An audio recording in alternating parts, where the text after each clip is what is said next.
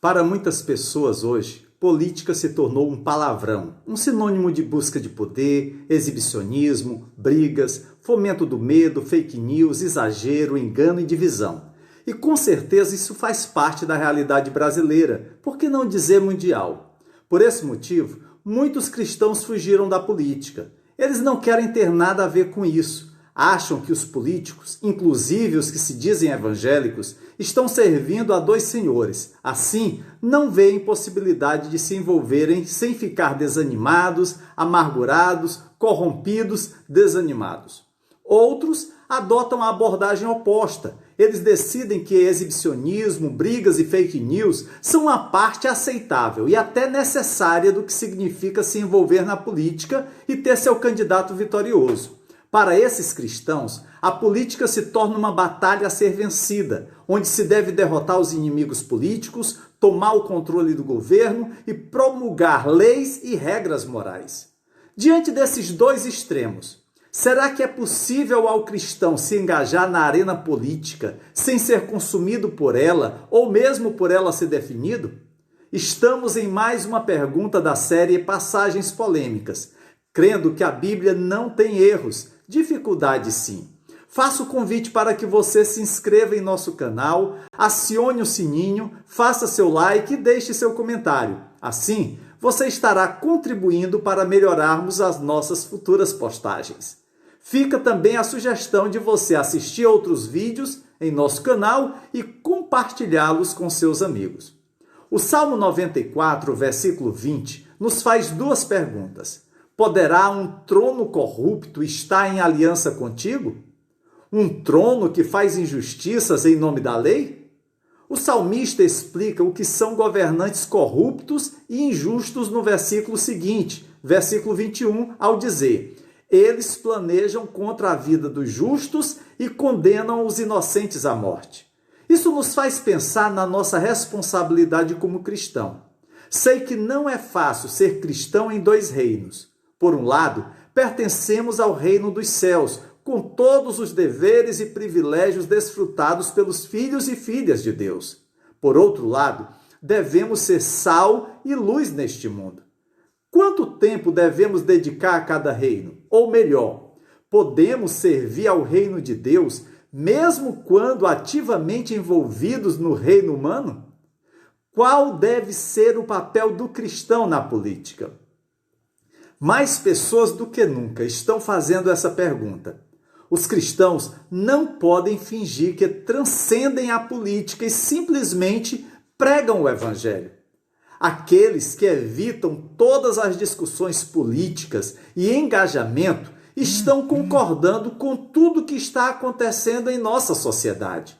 Deixe-me explicar melhor. Quando nos anos 60 do século XX, em toda a América do Sul foram impostas ditaduras militares com a tortura, assassinato, desaparecimento de milhares de pessoas, muitos cristãos se calaram e fecharam os olhos, acreditando que com seu ato não estavam se envolvendo com a política. Puro engano. Estavam, na verdade, apoiando a ditadura militar. Como afirma o teólogo Timothy Keller, não ser político é ser político.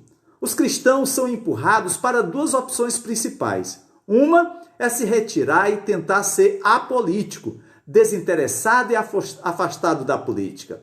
A segunda é assimilar e adotar totalmente o pacote completo de uma das partes, direita, esquerda, centrão, para ter seu lugar à mesa.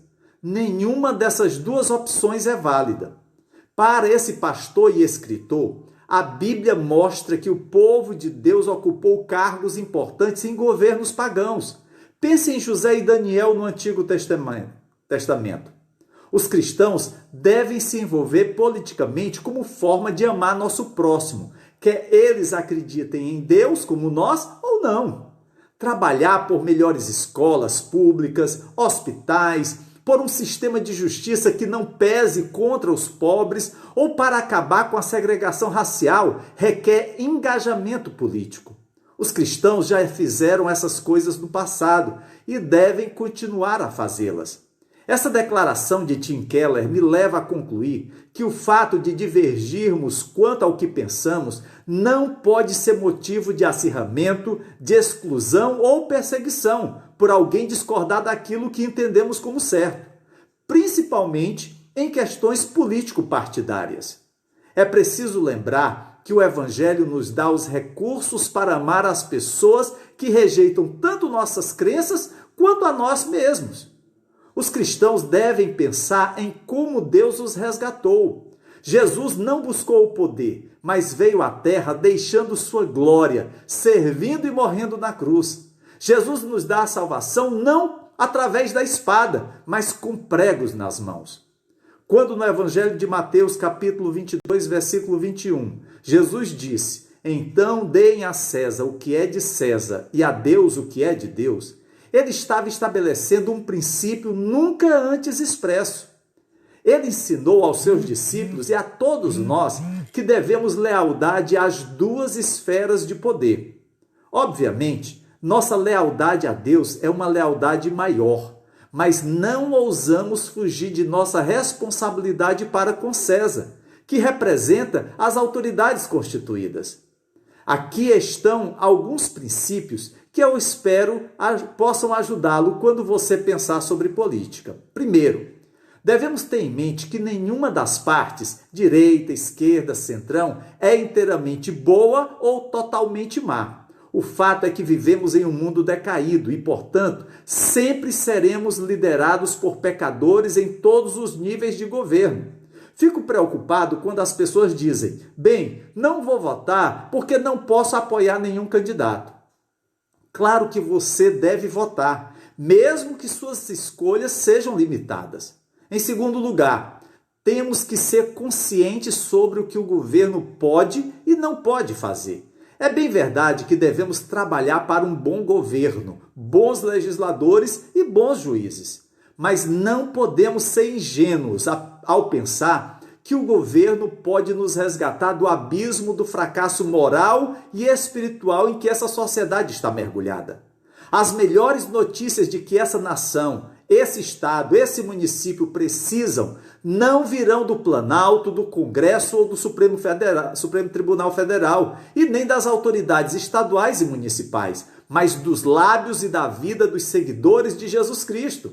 Terceiro, Deus pode estar chamando cada um de nós para se envolver em um nível diferente. Alguns podem concorrer a um mandato eletivo, a um cargo. Outros podem ajudar um partido financeiramente ou ajudar a obter votos.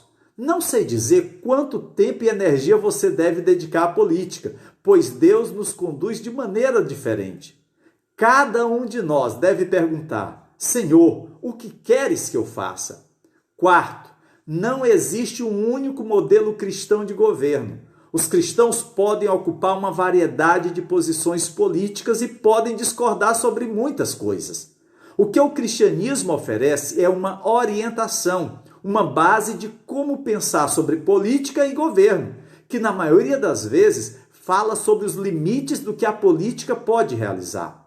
Quinto, o governo, no seu nível federal, estadual e municipal, e seus líderes não são divinos e, embora mereçam respeito, não estão acima da lei humana e nem da divina. O cristianismo nos lembra que os agentes do Estado são pecadores, assim como todos nós. No entanto, isso não significa que os cristãos vejam o Estado e a política como mal ou mesmo um mal necessário.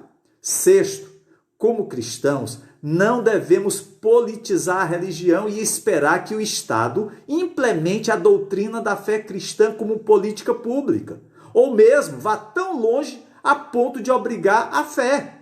Isso é um afastamento da visão original do cristianismo e de seu caráter intrinsecamente voluntário.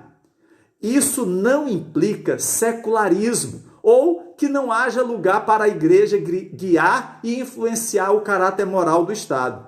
Mas a tentativa de obrigar a fé transforma o cristianismo em uma ideologia política que solapa a própria natureza do cristianismo e, em última análise, leva à descrença. Houve períodos em que a igreja e o Estado se fundiram um no outro de uma forma que falsificou a reivindicação da fé à verdade e a transformou em uma compulsão, de modo que se tornou uma caricatura do que realmente se pretendia. Essa é uma declaração feita por alguém conhecedor dessa realidade, Joseph Ratzinger, conhecido como Papa Bento XVI. A natureza do cristianismo não pode aceitar um Estado totalitário, quer de direita, quer de esquerda, que tenta controlar todos os aspectos da vida. Sétimo, uma visão cristã de governo é o compromisso com o bem comum. O bem comum consiste nas condições políticas e sociais que permitem que indivíduos, famílias e comunidades alcancem suas realizações. É importante notar que o bem comum não é igual ao bem do Estado. Os indivíduos não são simplesmente engrenagens da máquina do Estado. Além disso, a comunidade não pode ser reduzida à comunidade política. Aos amigos do rei, tudo. Aos inimigos, nada. Este é um erro comum. O Estado desempenha um papel importante na promoção do bem comum, mas não pode fazer tudo. Seu papel principal é criar as condições em que as pessoas possam florescer e ajudar quando necessário. Como explica Tomás de Aquino, é contrário ao caráter próprio do Estado impedir as pessoas de agirem de acordo com suas responsabilidades, exceto em emergências. Ditas essas considerações, qual é a lição prática? Como os cristãos devem se envolver politicamente? Bem, no dia a dia de nossas vidas, os cristãos devem observar a ordem que o Senhor deu aos exilados, deportados de Jerusalém para a Babilônia, registrado em Jeremias 29, versículo 7. Busquem a prosperidade da cidade para a qual eu os deportei e orem ao Senhor em favor dela, porque a prosperidade de vocês depende da prosperidade dela. Essa ordem também se aplica a nós, buscar o bem-estar da cidade na qual estamos inseridos, quer escolhendo aqueles que nos representam, quer sendo líderes idôneos que representem o povo.